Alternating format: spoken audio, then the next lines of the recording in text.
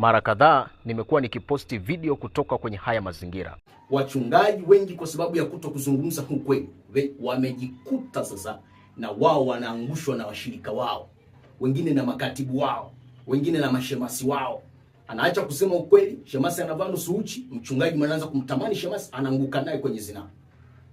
Kwa hiyo ukiona venye unasali kwenye kanisa ya namna hiyo, haikuzuii kuvaa nguo fupi, ujue upo kwenye kaburi. Hii ni ofisi ndogo ambayo Mungu alitupa neema ya kujenga kwa ajili ya Injili, kwa sababu ilikuwa ni kiu na shauku yetu tuwe na eneo special ambalo tutalitumia kwa ajili ya kurekodi video mbalimbali za mahubiri. Sasa kama unavyofahamu, kadiri muda unavyoenda na improvements nazo zinahitajika, maboresho zaidi yanahitajika.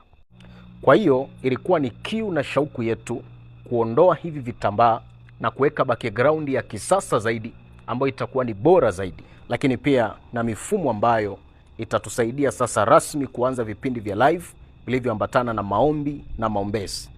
Watu kadhaa wamekuwa wakinitafuta, wanasema, mtumishi, kuna baadhi ya mafundisho unatuma tungetamani ungeyafundisha live na kuwafanyia watu maombi na maombezi.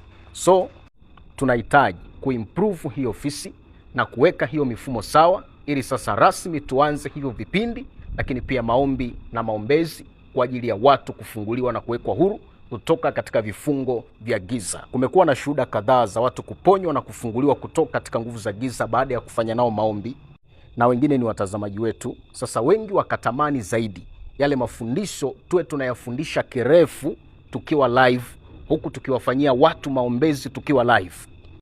Kwa hiyo mtu wa Mungu, tuna uhitaji wa vifaa kwa ajili ya improvements, yani maboresho, na kuanza rasmi hiyo hatua. Kwa kadiri Mungu atakavyokugusa na kukupa neema, ninatoa wito na ninakualika kutuchangia kwa namna ambayo Mungu atakujalia, ili kusudi tuweze kufanikisha hayo na kupeleka Injili ya kweli mbele zaidi na kwa ubora zaidi wa vifaa, kwa utukufu wa Mungu. Namba za simu ziko hapo na Mungu atakubariki. Tunaifanya kazi ya Mungu na tunatamani tungeifanya kwa ubora zaidi. Biblia inasema mnijaribu kwa njia hiyo ili muone kama sitafungua malango ya baraka na kuwamwagieni baraka. Wako watu ambao mlitusupport that time, tuna uhitaji wa vyombo vya kuhubiria Injili na tulivipata, na soon tutakwenda kuanza kuzunguka kwa ajili ya mikutano kadiri Mungu atakavyotupa nafasi. So Mungu awabariki na aendelee kuwakumbuka wote ambao mlihusika. Uhitaji wetu mkubwa kwa sasa ni huu. Tunahitaji kuimprove hii ofisi, tunahitaji kuwa na live sessions, tunahitaji kuwafanyia watu maombi na maombezi. Tunatamani kuifanya kazi hii ya Mungu kwa ubora zaidi. Kwa sadaka yako mtu wa Mungu itatushika mkono na itatuwezesha kupiga hatua na kufika mahali fulani. Kwa Mungu akubariki wewe ambaye utashiriki kwa namna yoyote. This is Prophet Justin. Shalom.